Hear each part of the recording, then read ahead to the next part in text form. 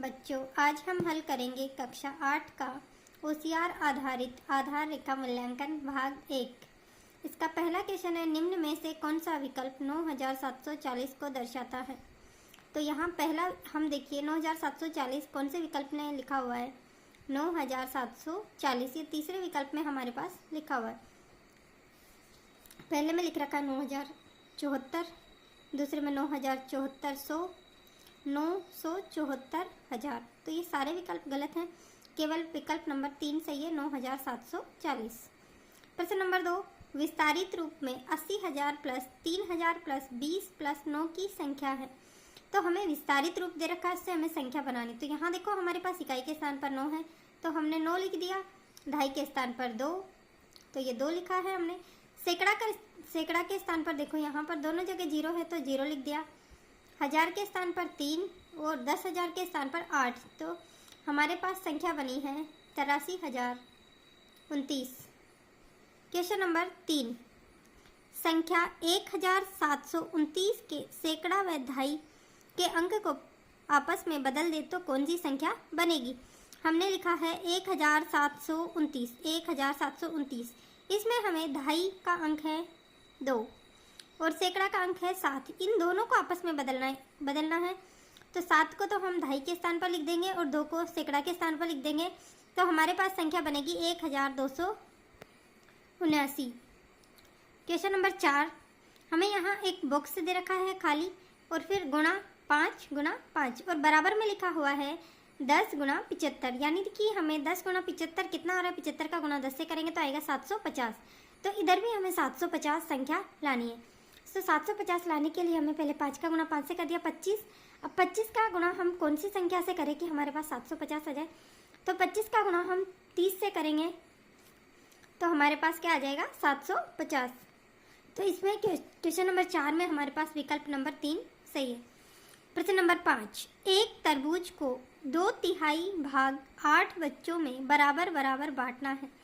प्रत्येक बच्चे को पूरे तरबूज का कितना भाग मिलेगा। तो यहाँ पर हमें 2/3 भाग को 8 बच्चों में बराबर बांटना है, तो हमने 2/3 यानी 2/3 में 8 का भाग दे दिया। तो विकल्प नंबर 1 इसका सही उत्तर है। क्वेश्चन नंबर 6, हल कीजिए। 564 में भाग देना हमें 12 का, तो हम 564 में भाग देंगे 12 का, तो हमारे पास उत्तर आएगा 47। क्वेश्चन नंबर 7, दिए गए समूहों में से किस समूह में एक दूसरे की समतुल्य भिन्न है। तो हमें समतुल्य भिन्न कैसे निकालते हैं, जब भी हम किसी संख्या की समतुल्य भिन्न निकालते हैं तो उसका गुणा ऊपर और नीचे यानी अंश और हर दोनों संख्याओं में 2 से गुणा करते हैं या फिर 3 से 4 से, इस तरह से हम गुणा करके उसकी समतुल्य भिन्न निकालते हैं। तो यहाँ पर हम इस भिन्न में अगर ऊपर नीचे अंश और हर में 2 से गुणा करेंगे तो ये 1/3 की समतुल्य भिन्न नहीं आ रही। इसमें दूसरा विकल्प देखेंगे 1/2, तो 1/2 की समतुल्य भिन्न 1/4 नहीं है। यहाँ हम तीसरा विकल्प देखेंगे 1/2। 1 का गुणा हमने 2 से करा तो 2 आ गया और 2 का गुणा भी 2 से करा तो हमारे पास क्या आ गया 4। तो 1/2 की समतुल्य भिन्न है 2/4। तो हमारे पास तीसरा विकल्प सही है। चौथा विकल्प भी हम देख लेते हैं, 2/3 है। अगर हम इसका गुणा ऊपर नीचे 2 से करेंगे, 3 से या कोई सी भी संख्या से करेंगे तो 2/3 नहीं आएगा, यानी ये इसकी समतुल्य भिन्न नहीं है। क्वेश्चन नंबर 8, दिए गए दशमलव भिन्न में से सबसे छोटी दशमलव संख्या है। तो हमारे पास यहाँ पर 4 विकल्प दिए गए हैं, 0.11, 0.011, 0.101, 0.0101। तो यहाँ पर देखो दशमलव के बाद 1 आ रहा है और इसमें भी 1 आ रहा है और इनमें इनके बाद 0 आ रहा है, तो ये 2 तो वैसे ही हट गए, इनमें तो 1 आ रहा है और इन दोनों में 0 0 आ रहा है। तो अब इन दोनों को देखते हैं हम, 0 के बाद फिर 1, इसमें भी आ रहा है 1, फिर 1 के बाद वाली संख्या हम देखेंगे, 1 के बाद इसमें 1 है और 1 के बाद इसमें है 0। तो हमने इसमें 3 अंक तक देखा है, तो 3 अंक तक देखने के बाद हमें पता चला कि विकल्प नंबर 4 इसका सही उत्तर है। 0.0101 इसमें सबसे छोटी दशमलव संख्या है। क्वेश्चन नंबर 9, निम्न में से सबसे छोटी भिन्न है। तो यहाँ पर ये हमें 4 भिन्न दे रखी है, 2/6, 3/6, 6/6 और 4/6। इसमें से हमें सबसे छोटी भिन्न बतानी है।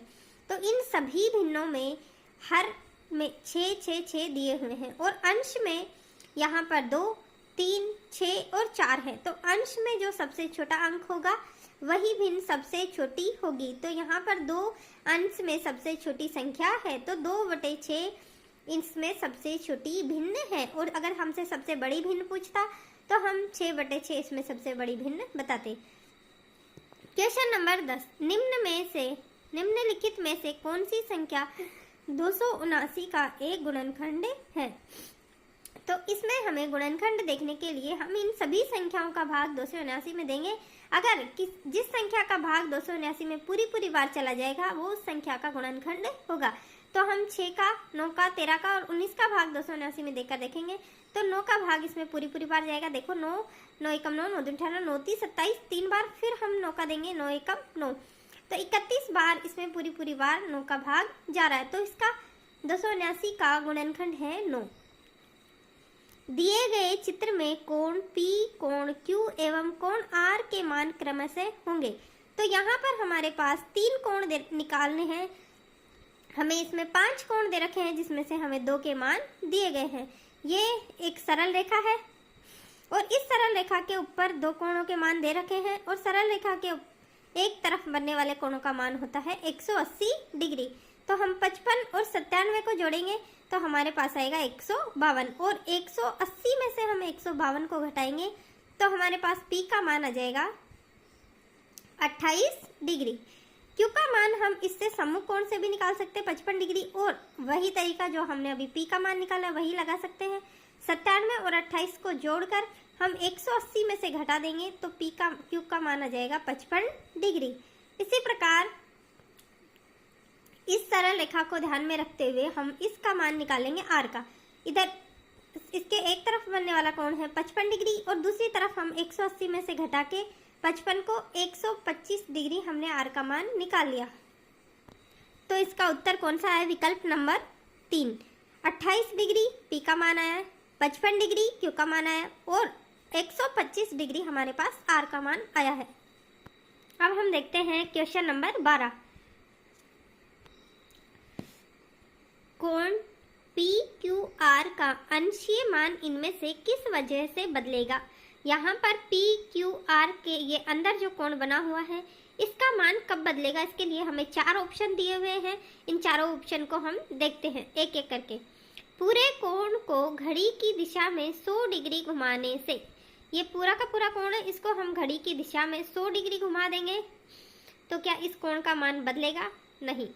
पूरे कोण को ही हम उठा के घुमा रहे तो इस कोण का मान नहीं बदलेगा। आगे देखो दूसरा ऑप्शन क्या है? रेखा QP की लंबाई बढ़ाने पे ये QP इसकी लंबाई हम आगे बढ़ा देंगे तो इस कोण का मान नहीं बदलेगा। अगला ऑप्शन है रेखा QR की लंबाई बढ़ाने से Q और ये R इसकी लंबाई को हम बढ़ा देंगे तब भी इस कोण का मान नहीं बदलेगा।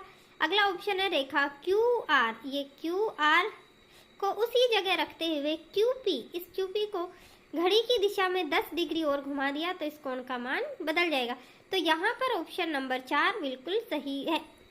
क्वेश्चन नंबर 13, 16 और 24 का महत्तम समापवर्त्य HCF कितना होगा? तो यहाँ पर हम इसका इन दोनों का लघुत्तम लेंगे और लघुत्तम लेने के बाद उनके जोड़े बनाएंगे। जोड़े बनाने के बाद कितने जोड़े इसमें जो सेम बनेंगे, 16 का लघुत्तम लिया तो 16 का लघुत्तम आया 2 गुना 2 गुना 2 गुना 2 और 24 का लघुत्तम लिया तो हमारे पास आया 2 गुना 2 गुना 2 गुना 3।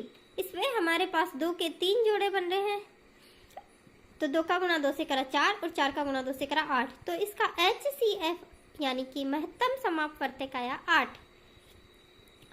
16 और 24 का HCF आया है 8। अगला क्वेश्चन है 5, 7 और 10 का लघुत्तम समापवर्तक LCM कितना होगा? तो यहाँ पर हमें LCM जब भी निकालना होता है 3 संख्या दे रखी है हमें 5, 7, 10। इन तीनों संख्याओं को हम एक साथ रख के LCM निकालेंगे। यहाँ देखो 2, इनमें से किसी में 2 का भाग जा रहा है तो हम 2 का भाग देंगे पहले। तो यहाँ 10 में 2 का भाग जा रहा है तो 5 को और 7 को ऐसे कैसे लिख दिया? 2 का भाग 10 में दिया, कितनी बार गया? 5 बार। अब हम तीनों संख्याओं में से देखते हैं किसका भाग जा रहा है। तो यहाँ 5 का भाग जा रहा है तो 5 का भाग 5 में दिया एक बार, 7 में नहीं जा रहा तो उसको ऐसे कैसे रख दिया और 5 में 5 का भाग दिया तो एक बार। फिर हम यहाँ 7 में देंगे तो 7 में 7 का ही भाग जाएगा, 7 एकम 7 और तीनों हमारे पास 1 1 1 आ गए। अब इन जो भी संख्या हमारे पास जिन जिनका हमने भाग दिया था उनका हम आपस में ही गुणा कर देंगे। 7 पंजे 35 और 35 दूनी 70, तो इसका हमारे पास LCM आया है 70। अगला क्वेश्चन है, इनमें से किस कोण की माप 60 डिग्री है? तो यहाँ पर ये कोण चांदी की सहायता से नापेंगे। ये 90 डिग्री है, ये वैसे ही अधिक कोण दिख रहा है, ये लगभग 30 के आसपास 25-30 के आसपास दिख रहा है। तो ये वाला कोण जो कोण नंबर 2 है इसको आप माप के देख लिए, ये कोण कितना आएगा 60 डिग्री। इस प्रकार हमने कक्षा 8 का OCR आधारित आधार रेखा मूल्यांकन का भाग 1 हल किया। अब हम भाग 2 हल करेंगे आगे।